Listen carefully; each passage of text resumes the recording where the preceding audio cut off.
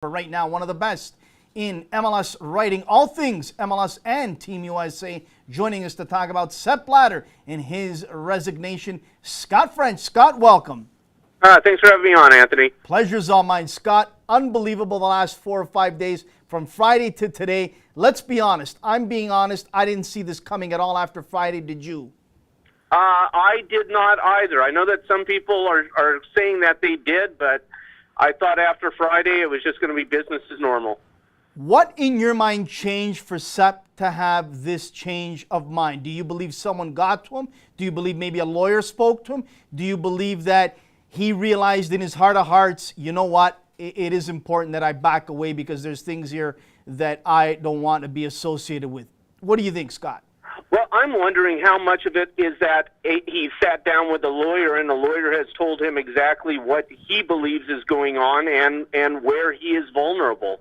And perhaps by stepping down, he believes that he can put a buffer between him and some charges that might be coming, that it may be seen as a sort of a way to avoid some messy stuff that may be coming down the pipeline. What do you feel is next now? What shoe do you feel is next to drop here, Scott? Do you feel that maybe a UEFA, the European nations, maybe CONCACAF, South America, decide to have a summit and maybe say, okay, this is the new direction that we want to go with FIFA. If not, we'll break away.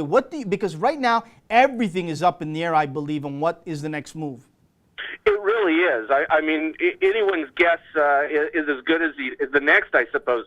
I kind of feel like the next move may be that the elections for the 18 and 22 World Cups will be those will be wiped away and we'll be starting over from scratch on those two.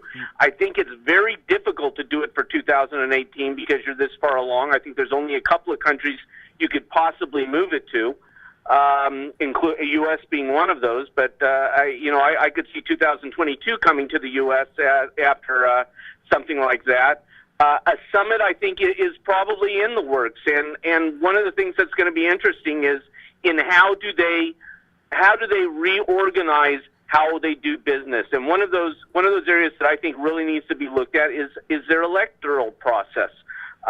One nation, one vote. I'm not sure that's really a fair situation in a world where that means that, for instance, Chad, their vote counts as much as Brazil's. Yeah, and I've said that for years, Scott, and I think people have to understand that out there. You and I know how this works. I can't see any longer, if we're going to turn the leaf and start all over again, that smaller nations, like you said, Chad, have the same vote as even a Mexico. Well, I even wonder if perhaps going to some type of like we use in the U.S. in our presidential election, some type of electoral college where basically every confederation, the vote within the confederation decides the confederation's vote, and then you've got those 6 votes determining. That's a possibility. I don't know if it's realistic or not, but to my mind, that makes a lot of sense. But one of the things that they really need to look at, and I don't know how successful it can be, is how do you get money and bribery out of the process when that's how much of the world does business anyway? FIFA's not the only organization that operates this way. They're just the biggest of all the organizations that operate. And bang on what you said. And I said this before. Look, I don't have such a big issue with Russia holding the 2018 World Cup. I have a big issue that England, wasn't awarded a World Cup. And I have a feeling that they could probably end up getting the 2022 World Cup because, to me, they're ready. Their stadiums are ready. Their hospitality, they have it all. To me, they could host the World Cup just as good as the USA if they had to step in. But to me, Qatar officials could turn around and say this, Scott, hey, we greased a lot of palms here, so we're upfront about it, but now we did what we were asked to do by them. We want to hold this World Cup. And you know what I would say? I agree with them, but where I don't agree is when precious lives have been lost in building their stadiums in this excruciating heat. And the number of lives that have been lost, it's just mind-blowing. And I mean, when the election was happening, did anybody think it was a wise idea to go where you could not hold the World Cup in summer, given the heat? Although, some of the things that they were promising at the time in terms of ways to keep the temperatures down and so forth. You know, it's kind of like when 2000. Remember before the 2002 World Cup, Japan had said we're going to have virtual stadiums where you can watch the game and it will be televised in 3D on a field. And of course, you know, this is it's great science fiction, but it's not real. And that's a little bit what the whole Qatar plan sounded like, a little bit like science fiction. It didn't make any sense to go there except when money is changing hands. And that for me is the biggest difference between them and Russia. You know, things happen in all the elections, but Russia is a real footballing country that has a tradition in the sport and has very fine players and very fine teams. Not that should necessarily be the definition of who gets to hold the World Cup, but I agree with you. I also think it's difficult to take it away 3 years ahead of time when the number of countries that could step up and host it in that amount of time. I think you're probably looking at England or the UK as a whole, the United States and Germany. And beyond that, I don't know that it's possible.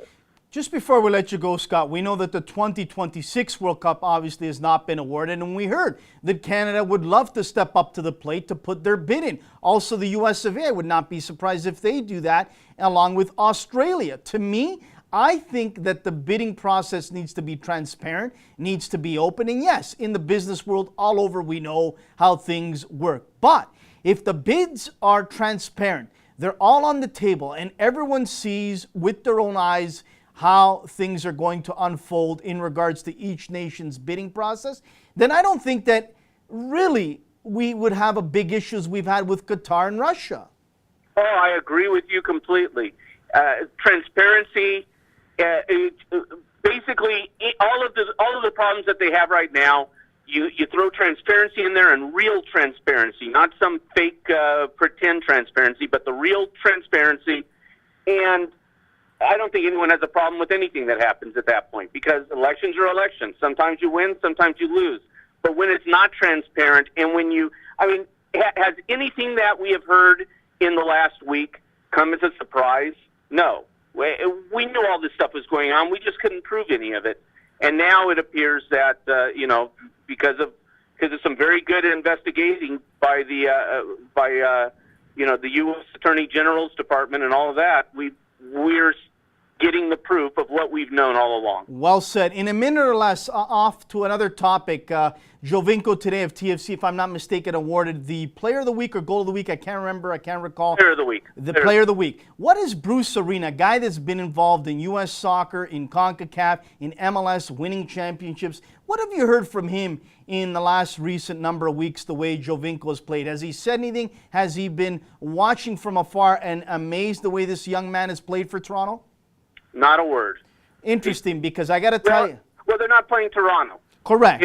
They don't have Toronto right in front of them, and Bruce is very much you do the job. You know, you don't look 2 games out, you look 1 game out. So I'm sure he's aware of him, but it's not a topic of conversation until Toronto's sitting there, right in front of the Galaxy. Interesting. And then that's when Jovinko has to display his magic and score a goal that'll say to Bruce Arena, I'm here and I'm not leaving until I bring a championship to Toronto. That's what it's all about. Scott, really appreciate you joining us. Keep up the great work at MLSsoccer.com, and we really thank you for joining us again on short notice.